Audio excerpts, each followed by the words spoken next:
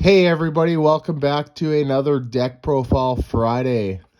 In this video, we'll be covering one of the greatest decks to have ever appeared in the Pokemon TCG, and it was perhaps the most dominant deck of any deck, even in today's game, today's modified format with Sword and Shield on.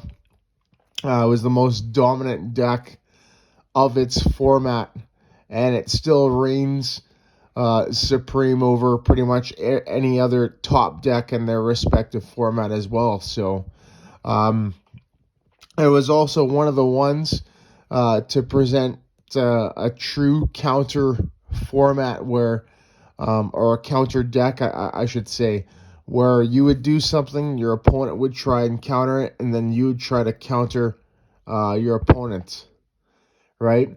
All in a series of turns, and in the next few years after this deck appeared, that started getting a little bit more common. And I give a huge thanks to this deck, and it was also it also did win a world championship. It won the 2008 World Championship in the Masters division, piloted by the three-time, I believe, world champion Jason Klasinski. And this deck, even when it came out, it was absolutely dominant. So the deck that we're talking about right now is the Gardevoir, Gallade, both from Secret Wonders deck that revolves around Psychic Lock, unlocking your opponent out of Pokemon power. So without further ado, let's get into the deck profile. We have the main attacker of the deck. We got a Gardevoir level X, 3 Gardevoir. We got 2 Gallade, 2 Kirlia, and then 4 Ralts. So this here is pretty much the main attacker of the deck. Like this whole line, you'll be using a combination of probably 4 to 5 of these a game. If the game is not completely one-sided, like if it goes back and forth, you will definitely be using a lot of these. We'll start with the Ralts there. So this one here is from the Pop series, Pop 7.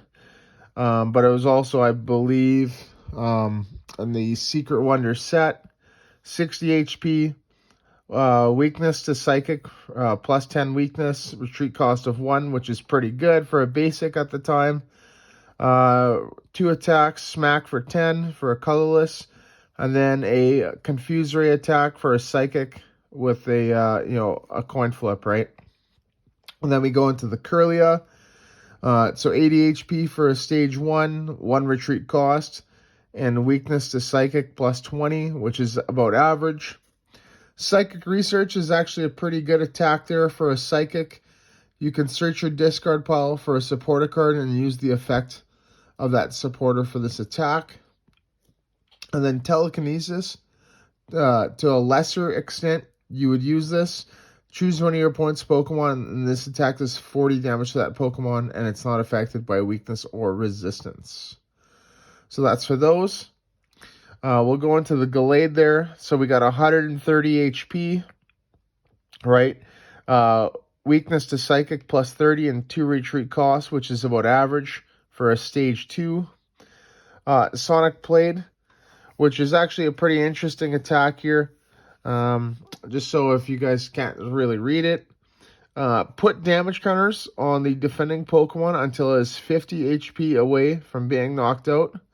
If you do, your opponent switches the defending Pokemon with one of his or her bench Pokemon. So this is an absolutely great disruption attack. And actually, you will be using this a lot in the game for a couple of reasons. One, it's a nice, easy, powered-up attack, right? Because you can attach a double rainbow energy to it. It's a less costly attack. It's only 2 energy, and it combos with Gardevoir level X's Bring Down, which I'll get into in a bit. And then its second attack there is Psychic Cut. For 2 colorless and a Psychic, it does 60 damage, and then you may choose as many prize cards as you like and put them face up. If you do this attack, does 60 damage plus 20 more damage for each prize card you choose. So you can only do a possible. So you flip all 6. That's 120 plus 60 equals 180 damage. So that's the max that you can do with this attack, which pretty much one-hit KOs everything in the game. Typically, I think you want to flip about 2 to 3 at a time, depending on what your opponent has active. But pretty awesome card here, and depending on the setup, like on the setup that you have and your opponent has, you may want to go into this to knock out your opponent's Gardevoir with the Psychic Cut, rather than evolving into your Gardevoir and getting the Psychic Lock. So, which we're speaking of Gardevoir, we'll get into that right now. So here we are. We got 110 HP, 2 colorless retreat cost. Weakness to Psychic plus 30, which is once again about average for a stage 2. So Telepass is an amazing Poké Power, one of the best powers I've seen. You may search your discard pile, your opponent's discard pile, for a supporter card and use it as the effect of this power, which is absolutely amazing. Psychic Lock for 2 colorless and a Psychic, it does 60. And during your opponent's next turn, they can't use any Poké Powers, which is absolutely amazing. So, between these 2 cards, right, depending on who sets up first and who doesn't, right? If your opponent sets up with their Gardevoir first and attacks you with Psychic Lock, you want to respond with the Gallade to get the knockout so you can break the lock, right? If you are setting up and you're able to get the Gardevoir first, and then typically what will happen is they will respond with the Gallade, right? And so once you get the KO with the Gallade, or they get the KO with the Gallade, right? You can either do 2 things: respond with a Gallade of your own, knocking out their Gallade, or attacking with a Gardevoir and putting a lock on them, right? Because their board state will probably not be too good. So that's those 2 cards. And then the last card here, the Gardevoir level X, 130 HP, 2 retreat costs, and then a weakness. Instead of it being a plus, it's actually ×2. And this card here actually counts as Gardevoir, and you can only place it on the active Pokemon, so the active Gardevoir. You can't place it on a benched Gardevoir. It has to be active. Remember that. And then an awesome Poké Power, teleportation. Once during your turn before you attack, choose one of your active Pokemon or one of your benched Pokemon and switch Gardevoir with that Pokemon. So, meaning if you got something you don't like active, you can use this power to bring it up. Or if he's active and you don't want it active, you can bring something up from your bench, which is absolutely amazing. And then it's an attack there for 2 Psychic. Bring down, choose one Pokemon, yours, your opponent's, with the fewest remaining HP, excluding Gardevoir, and then that Pokemon is knocked out. So you got to be really careful on using this, because it can and will knock out your Pokemon, right? Especially if you're on the receiving end of Gallade Sonic Blade, right? Which is where a Pokemon later in that'll be shown pretty soon comes into play to put that in your favor. So that's it for the Gardevoir line. So next we're on to the main draw, which is Claydol. And yeah, I get it, you know. You have to worry about Psychic Lock, but it's still, Claydol is just, it's too good to not have in here. And on matches where you're not facing a Gardevoir, you know, it's going to be incredibly valuable. You know, you can, I'd play, you know, you play a 2-2 line, but per game, like I could see only, I think you definitely want to be only having like one of them in play, not two. I think two would kind of be a waste of bench space because you should be powering up another Gardevoir. So that's that. The ball toy, you know, pretty average, 50 HP, 1 retreat, weak to grass, plus 10. Psychic Bounce is just actually good. If you have less cards in your hand than your opponent, draw cards until you have the same number as your opponent. Really good. Spin Turn, you'll never use that, so I wouldn't worry about it. And then the Claydol there, so the Cosmic Power, which is what you want to be using. Choose up to 2 cards from your hand and put them on the bottom of your deck in any order. If you do, draw cards until you have 6 cards in your hand, and then you can't use this if you're affected by a special condition, which he shouldn't be because he'll be always on the bench. A spinning attack for a fighting on the color list is 40 damage, about average. And then 2 retreat costs, weak to grass, plus 20, and 80 HP. So pretty cool, pretty good card. And then we got a few techs in here, right? We play a 1-1 Dusknoir, 101 Dusknoir, right? Duskull there, you absolutely do nothing with. He's just there to evolve into Dusknoir, right? With its Dark Palm Poke Power, which is absolutely amazing. If your opponent has 4 or more benched Pokemon, you may choose one of them and shuffle that Pokemon and all cards attached to it into their deck. So the good thing with this is that you can drop it out of nowhere, which is what you want to do. Like, you want to make your opponent think twice about, you know, playing that 4th bench Pokemon or 5th bench Pokemon, right? You want to make them think twice because then you can just drop that down easily and then, you know, put something that they've been working really hard to power up back into their deck.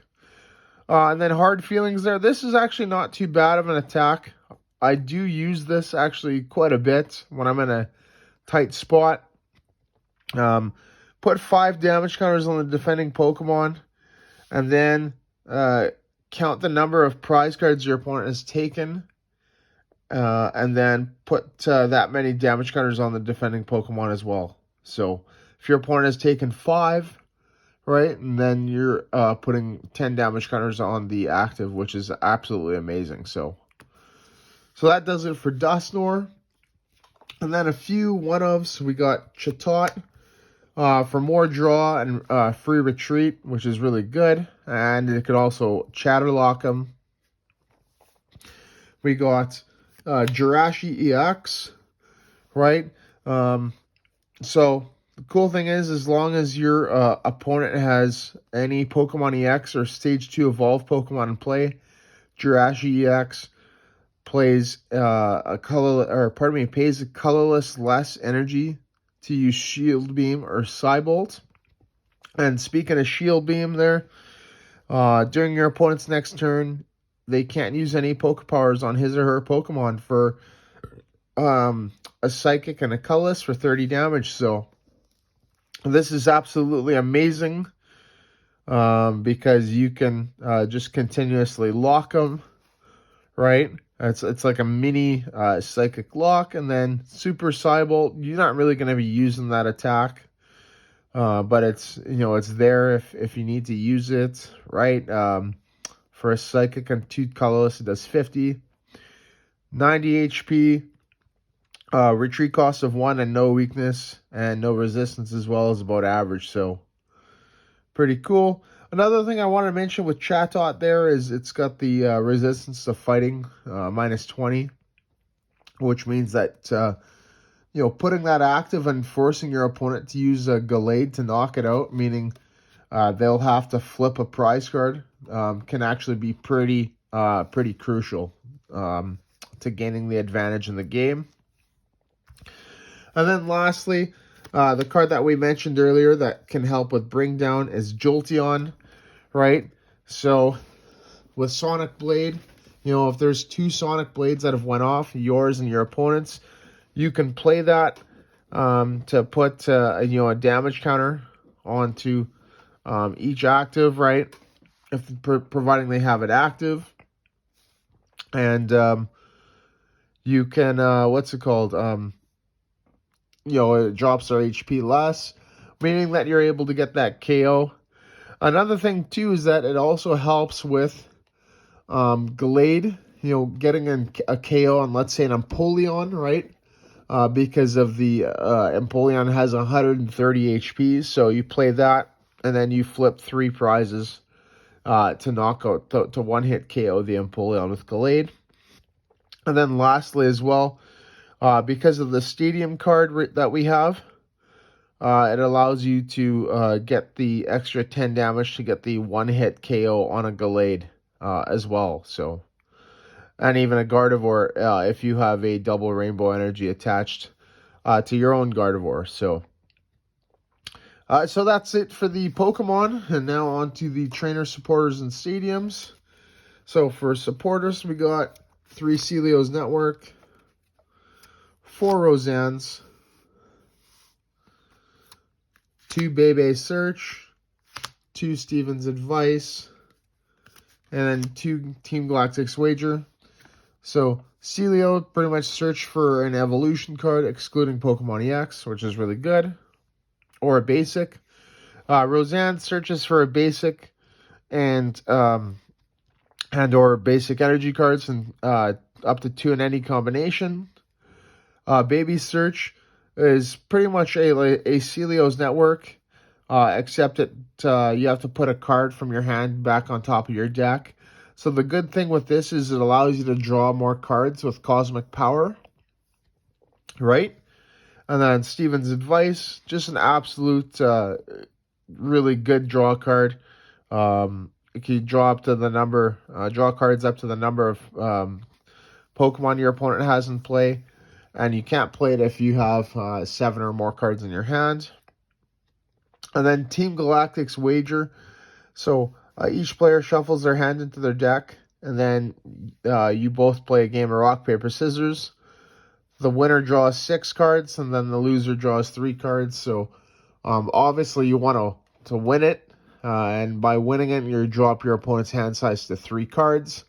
And then when you combo that into attacking with, let's say, Psychic Lock, right? You can put your opponent at a huge disadvantage. I've seen games absolutely won by this card. In a way, it's kind of like a little bit of a better Rockets admin, but it also, in a way, it's kind of a bit of worser Rockets admin, right? So that's it for the trainers, for the supporters. So we'll get into the stadiums. So for these stadiums, we play 2 Lake Boundary. So apply weakness for each Pokemon, both yours and your opponent's, is ×2. So remember, with the Diamond and Pearl series, right? And even the Platinum series, I believe, that the weaknesses, they're not ×2, they're pluses. They're only ×2 on certain Pokemon, like level X's, right? So with this, being able to do that in combination with Jolteon Star, right, you're able to get exactly enough damage to knock out your opponent's Pokemon, whether it being that 130 damage on the Empoleon or the Gallade, or the 110 damage on the Gardevoir, right? So that's it for the stadiums. And then the rest of the trainer cards, we got 4 Rare Candy, 2 Warp Point, and then 2 Windstorm. So rare candy pretty much to get us from our basic to our stage 2. Warp Point, it's a we both switch, right? So pretty good. And then Windstorm. So Windstorm is really good because you can get rid of a lot of your opponent's what's called like annoying things in play, like Cessation Crystal or Crystal Beach, right? The stadiums. And you know, just you need to be playing this card. I'd maybe even play a third or possibly even a fourth copy depending on the meta game. But I think 2 is okay, right? That's it for the trainers. And then lastly, we get to the energy, where we play a really good lineup here. We got 4 Call Energy, 4 Double Rainbow Energy, 3 Psychic Energy, 3 Scramble Energy, and then lastly, we got 1 Cyclone Energy. So Call Energy, right? Call Energy says, once during your turn, if the Pokemon Call Energy is attached to is active, you may search your deck for up to 2 basic Pokemon and put them onto your bench. And then if you do that, your turn ends. So between that card and Roseanne's, that's an absolutely amazing setup card. And then we go into Double Rainbow Energy there. So Double Rainbow Energy provides 2 of any energy at the same time. It cannot be attached to a Pokemon EX. And, pardon me, just for the close-up here. And then it also reduces the damage by 10. And it can only be attached to a evolved Pokemon. So if it's attached to a basic, it gets discarded, right? So a lot of drawback with this, but there's also a lot of pluses because you're able to get that faster attack off. And also it doesn't affect things like Sonic Blade. The 3 Psychic there because it's searchable with Roseanne's. Scramble Energy, so this can be a come from behind deck. So that's another thing too that can just appear right out of nowhere, like the Dusknoir, right? Let's say if they get the KO on your Gallade, right? Or pardon me, on your Gardevoir with a Gallade, you can respond with a Gallade of your own and a Scramble Energy, and then knock it out really easy, right? So pretty cool. It also has the same drawback there as the Double Rainbow Energy, where it can't be attached to a basic. And then lastly, the last part of the deck, your Cyclone Energy, which is pretty good. When you attach this card from your hand to your active, switch the defending with one of your opponent's bench Pokemon, and then they get to choose. So it's an automatic force switch, which can actually help with things like bring down as well. So, but yeah, there you go, everybody. This is the 2008 World's winning deck, and pardon me, it's absolutely amazing. It's really streamlined to play. If anything, I think it gets a little bit boring because all the matches are about the same. And it's, like I said, definitely one of the most dominant decks to have ever appeared in the Pokemon TCG. So, thank you so much for watching, and stay tuned to my next video, which will be on Monday, which is another opening. Wednesday, which will be some more live gameplay, and then next Friday's deck profile as well.